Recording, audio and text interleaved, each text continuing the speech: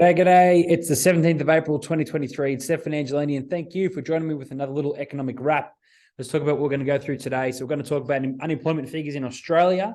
We're going to talk about HECS debt increasing. So, HECS isn't, charged interest, but it does grow. So I'm going to talk to you about why it's growing by about 7% this year.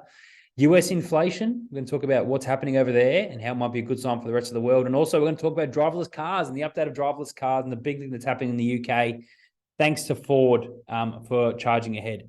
So if you want to listen to this full episode, head on over to the Real Wealth Podcast with Stefan Angelini. If you're staying on the line, just letting you know, this is all just general information. Please don't consider it as personal advice. And if you want any personal advice, go and consult your licensed financial advisor. You probably know that why we do these is because it's our job to keep on top of economic news out there, to help shape our clients' portfolios and actually talk to them about what's important to them financially. Now, let's go into the unemployment rate. So it remains steady at 3.5%, which is extremely low, which is where we want it. So the unemployment rate has remained steady at the 50-year low of 3.5% after 53,000 jobs were added to the market. Now, economists did tip that it would actually increase, or unemployment would decrease, go to 3.6%. But there were more jobs added to the market than what they expected.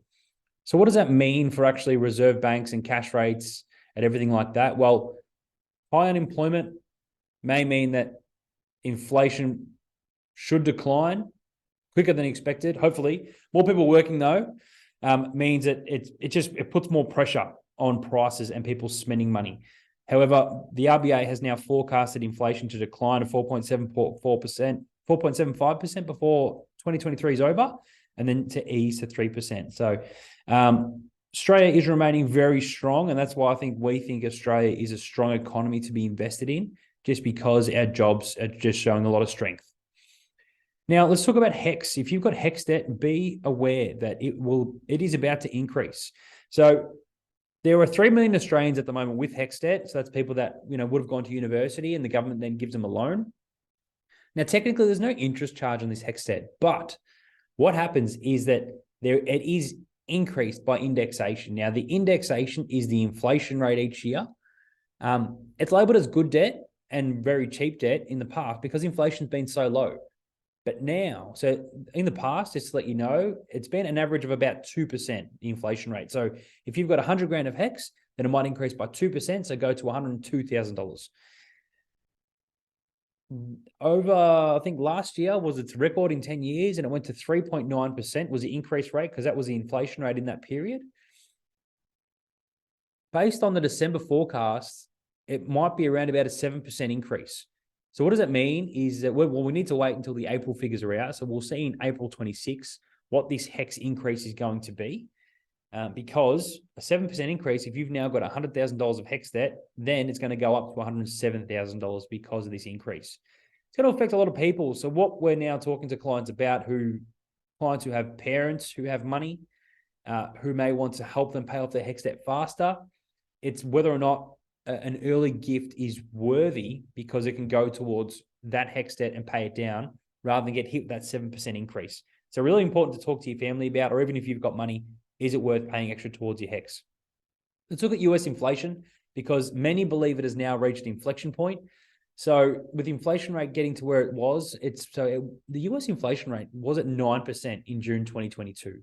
It's now at 5%, so it's lowest level since May 2021. So that's nearly 24 months on from when it reached its peak. Now, some economists say that this level of around about 5% is the point in which inflation is no longer actually considered an emergency issue.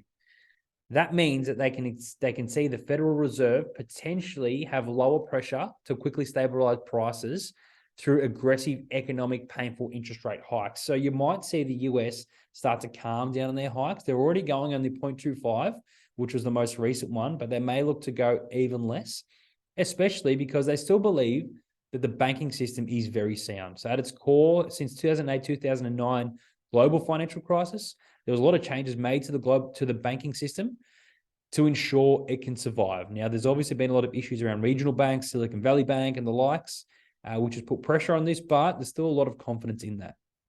We'll just talk about driverless cars for a little bit. Now, Ford has launched a hands-free driving UK car that is now legal on UK motorways. So for the first time ever, it's now legal to drive this specific Ford Focus with no hands on the wheel, although you still have to have your eyes on the wheel. So it is the first time ever, which is pretty amazing. And that means it's a leap forward in this kind of, I guess, having this kind of technology legislated to say you can do it. Importantly, eyes must be on the road. But this kind of technology is essentially level 2 in driver assistance systems. Let me take you through what are the different levels. So level 0 is very little automation, but you might have automatic braking. So that was quite new. Level 1, driver assistance, such as cruise control. Level 2 is partial automation. So you might have parking done by the car itself, which we've seen a lot of. But now finally, you can take your hands off your wheel as part of part 2, only in specific cars.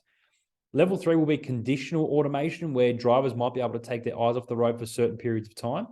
Level 4 is high automation, where you're close to having absolutely no human interaction. And then level 5 is full automation, where you don't need any assistance from the driver at all, where basically you could fall asleep or be on the phone and no one would care, the car would drive itself. So big leaps and bounds in that industry. As you can see, artificial intelligence is doing a lot. Tech is just changing the way we live on a day-by-day basis. So hopefully that's some good little insights for you. Have a great day. Thanks for listening to us. And if you want to show your appreciation to the show, just give us a like on podcast or go on Google reviews and give us a positive feedback. Thanks a lot. Have a great day. See you soon. Bye.